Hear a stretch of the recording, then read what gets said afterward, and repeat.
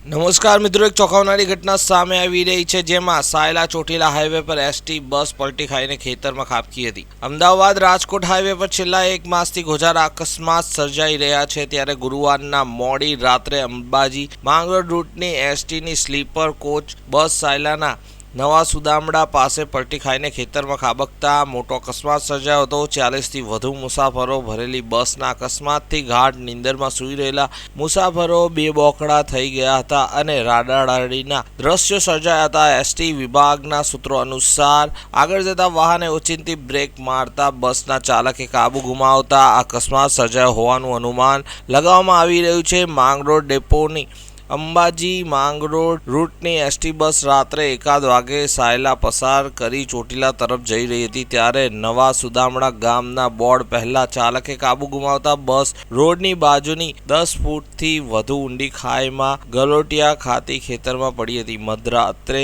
બાદનો સમય હોવાથી તેમાં સવાર 40 જેટલા મુસાફરો જેઓ નીંદર માણી રહ્યા હતા તેઓ જાગી ગયા હતા અને દેકારો મચી ગયો હતો। બસે પલટી ખાધા બાદ અકસ્માતની જાણ થતા આજુબાજુના લોકો તેમજ રોડ પર પસાર થતા વાહન ચાલકોએ ઈજાગ્રસ્ત લોકોને 108 એમ્બ્યુલન્સમાં સાયલા સરકારી હોસ્પિટલ ખસેડીને સારવાર અપાવી હતી। એસટી બસના કંડક્ટરે મુસાફરી કરી રહેલા મહિલાને ગંભીર ઈજાઓ થઈથી સાયલા દવાખાને પ્રાથમિક સારવાર આપી રાજકોટ શહેરની હોસ્પિટલ ખાતે ખસેડવાયા હોવાનું સૂત્રોએ જણાવ્યું છે। અકસ્માતની જાણ થતાં ચોટીલા એસટી ડેપોના કર્મીઓ સાયલા પોલીસ સ્ટેશન આવી પહોંચ્યા હતા અને ફરિયાદ નોંધાવવાની કાર્યવાહી હાથ ધરાઈ હતી। આવી ઘટના બનતાની સાથે ચકચાર મચી ગઈ। તમારું શું કહેવું છે આના વિશે કમેન્ટ કરીને જરૂરથી જણાવજો। આવા જ વિડીયો જોવા માટે અમારી ચેનલને સબસ્ક્રાઇબ કરી